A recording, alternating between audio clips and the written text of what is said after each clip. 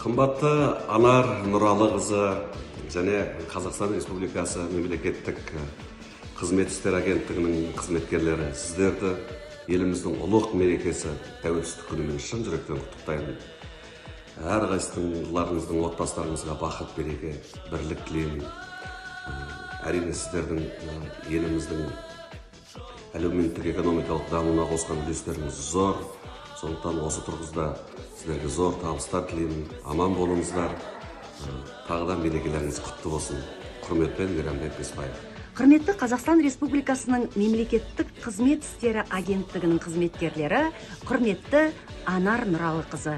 Сіздерді еліміздің айтулы мерекелерінің бірі тәуелсіздік күнімен шын жүректен құттықтаймын.